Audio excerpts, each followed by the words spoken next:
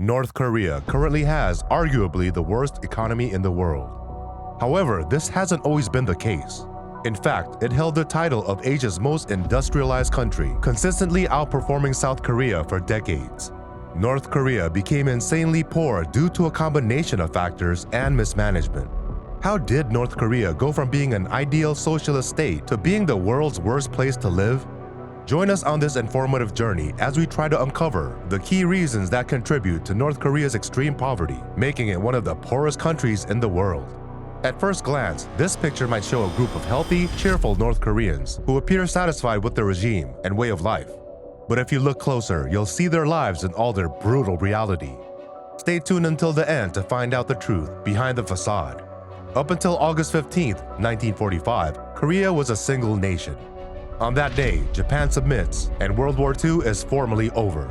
Korea, which had been occupied by Japan since 1910, was split into two parts. The Russians are in charge of the North, and the Americans are in charge of the South.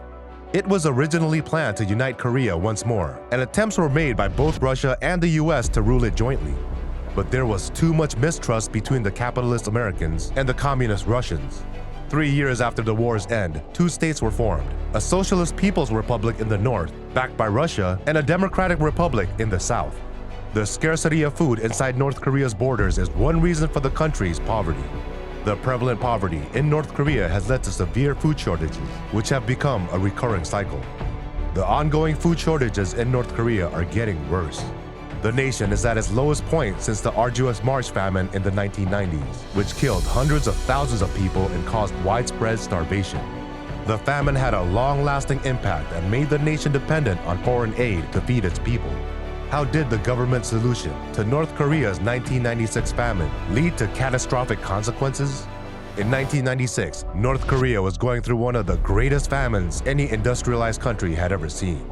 However, the government's top leadership came up with a solution to this problem.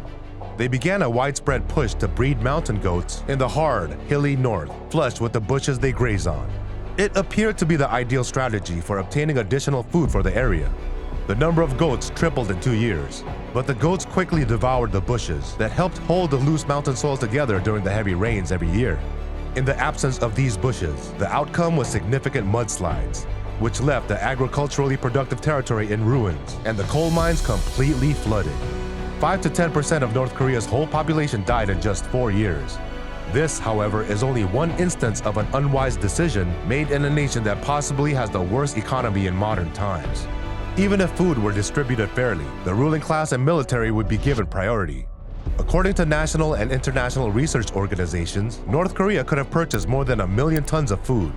This quantity is thought to be sufficient to cover the country's annual food crisis. However, instead of allocating funds towards food supplies, the money was spent on launching missiles last year. How does North Korea's claim that it offers free universal health care contrast with the disturbing depiction by defectors? North Korean healthcare, or rather, sick care, is another reason why North Korea remains in a state of poverty. Officially, healthcare in North Korea is free and guaranteed for everyone. North Korea asserts that it offers free universal healthcare through a national medical service and health insurance system. Yet, defectors challenge this claim, stating patients must pay for healthcare.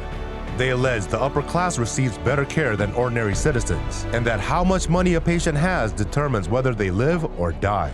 Amnesty International is a non-governmental organization based in the United Kingdom that focuses on human rights. Citing interviews with North Korean defectors, their report depicted hospitals lacking heat or electricity, forcing doctors to work by flashlight or candlelight.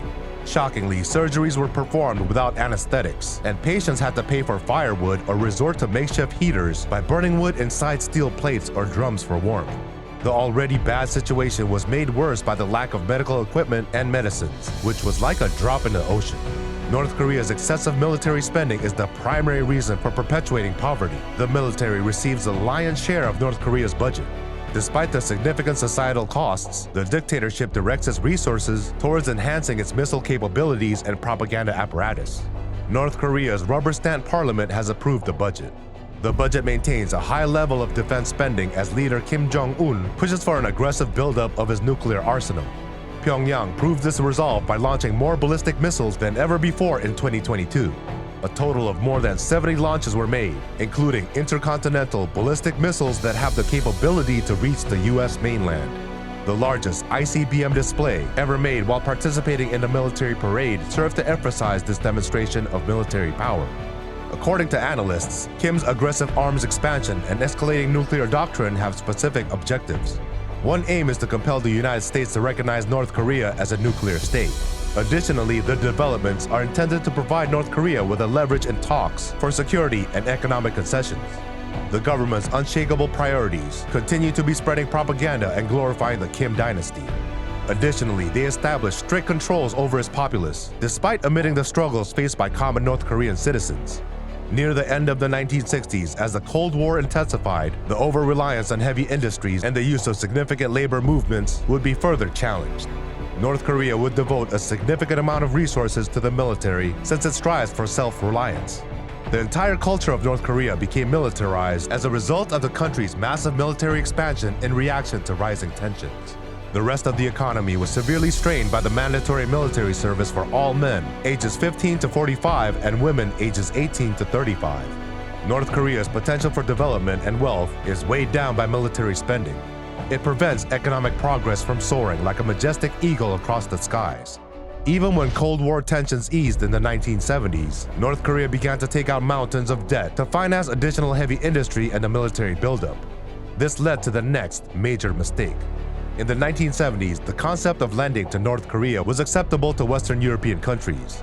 A fertilizer factory was constructed using an $80 million loan from the French. Additionally, $400 million was borrowed from Japan for heavy plant equipment and $160 million from the United Kingdom to construct a cement factory. North Korea accumulated $1.2 billion in debt in just 5 years that it was unable to repay. As a result, by 1976, no nation would provide credit to North Korea. North Korea's debt-ridden economy collapsed like a tightrope walker without a safety net. Early in the 1990s, North Korea's economy was still incredibly unbalanced. It had not made any meaningful efforts to pay off its debts and was spending a significant portion of its budget on the military. Similar to the years following the Korean War, it continued to rely significantly on other socialist nations for both funding and food. The world was evolving at lightning speed. In late 1991, the Soviet Union finally collapsed as a result of political liberalization and a failing economy. China, which was reforming, now viewed North Korea more as a nuisance than as an ally. Food imports and aid altogether ceased. Trade with the Russian Federation dropped by 6 times, and prior loans were no longer being forgiven. As the geopolitical tides turned against North Korea, it was floating like a ship without sail. Perhaps most importantly, the supply of oil to North Korea drastically fell from 3.5 million tons per year to barely 45,000 tons. This significant decrease occurred because Russia was no longer ready to provide it at favorable prices. The entire economy will suffer as a result of this. Due to the total lack of fuel, it was no longer possible to create chemical fertilizer. Coal was no longer mined, and the power facilities were shut down. Transportation ceased, all electrical production ceased, and industry was unable to run. In just 3 years, the entire economy shrank by 50%. Free food no longer came from other socialist countries. In order to stay warm during the winter, people started clearing woods, which left the environment unprepared to handle tremendous downpours.